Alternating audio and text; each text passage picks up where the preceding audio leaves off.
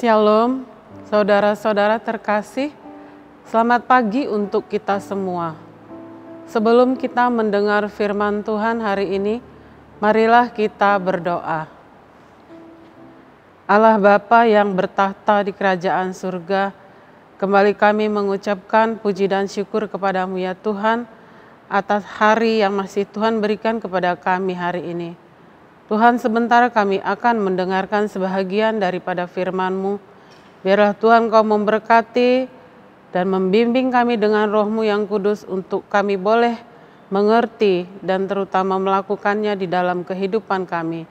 Ampuni segala dosa-dosa kesalahan kami ya Tuhan, sehingga kami layak di hadapan-Mu. Hanya di dalam nama anak-Mu Yesus Kristus kami berdoa dan bersyukur. Amin.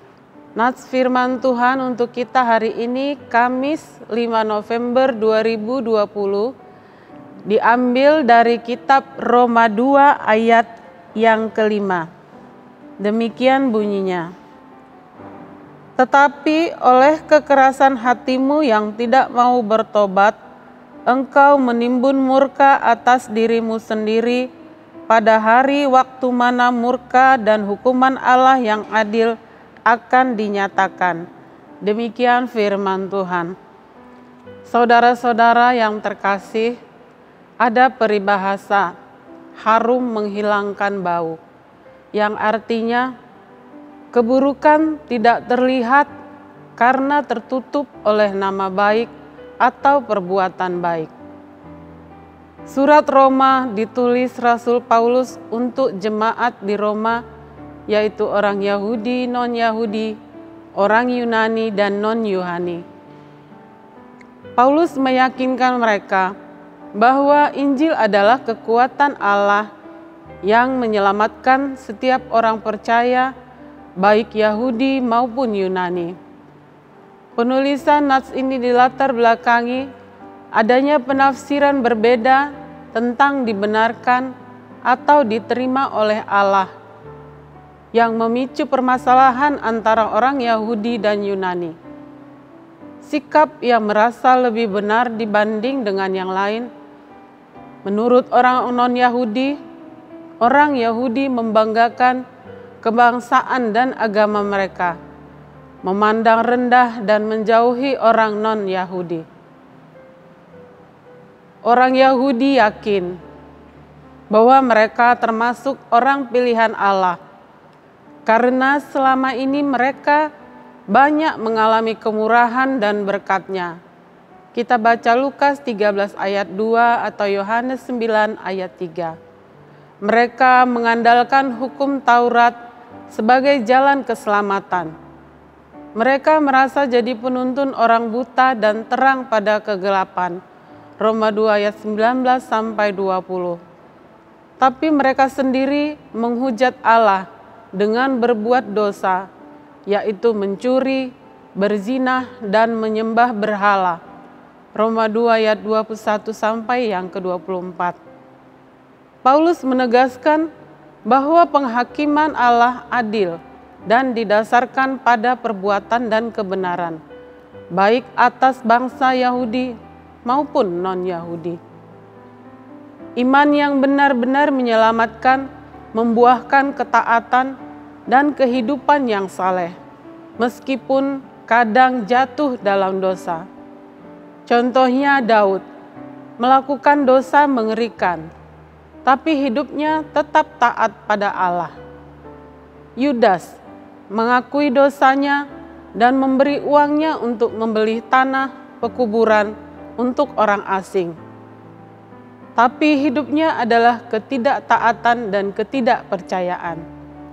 Demikian juga orang Yahudi. Perbuatan-perbuatan mereka sejahat orang non-Yahudi, tapi mereka merasa diri mereka benar.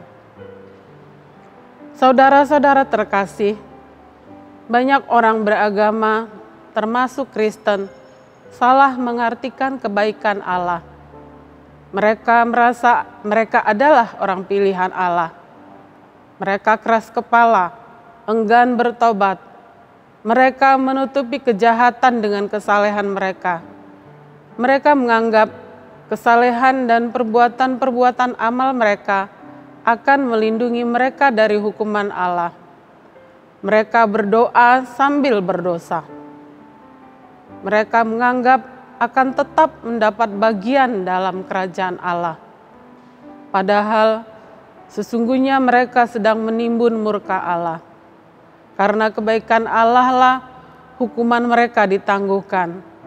Allah ingin menuntun mereka pada pertobatan.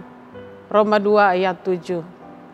Ada saatnya hukuman Allah akan dinyatakan. Setiap orang akan mendapat balasan sesuai perbuatannya. Hidup kekal untuk yang tekun berbuat baik, mencari kemuliaan, kehormatan, dan ketidakbinasaan. Tetapi murka pada yang mencari kepentingan sendiri, yang tidak taat pada kebenaran, melainkan taat pada kelaliman. Penderitaan dan kesesakan akan menimpa hidup orang yang berbuat jahat. Pertama orang Yahudi dan juga orang Yunani. Karena bukanlah yang mendengar hukum Taurat yang dibenarkan, tapi yang melakukan hukum Tauratnya. Roma 2 ayat 6-16. Kesimpulan dari renungan hari ini adalah jangan menutupi kesalahan dengan kesalehan, karena itu akan menimbun murka Tuhan untuk diri kita. Kesalehan, perbuatan-perbuatan amal yang kita lakukan bukan alat untuk menutupi dosa dan membayar dosa-dosa kita. Semua manusia telah berdosa, karena anugerahnya kita yang percaya atau beriman diselamatkan. Iman tanpa perbuatan adalah mati. Karena itu, buktikan iman dan kasih kita pada Allah melalui pertobatan dan perbuatan-perbuatan baik yang sesuai dengan kehendak Allah. Amin. Mari kita berdoa. Allah Bapa yang bertahta di kerajaan surga, kami mengucapkan puji dan syukur kepadamu ya Tuhan, karena kami telah mendengarkan sebagian dari firman-Mu. Ya Tuhan, bimbing dan tuntun kami agar kami boleh melakukan firman-Mu di dalam kehidupan kami, agar kami boleh menjadi orang-orang yang melakukan firman Tuhan di dalam kehidupan kami sebagai bukti iman kepercayaan kami kepada Tuhan. Inilah doa dan permohonan kami ya Tuhan. Kami memohon ampun atas setiap dosa kesalahan yang kami lakukan jika selama ini kami tidak sungguh-sungguh setia kepada Tuhan. Di dalam nama anak-Mu Yesus Kristus kami berdoa dan bersyukur. Amin.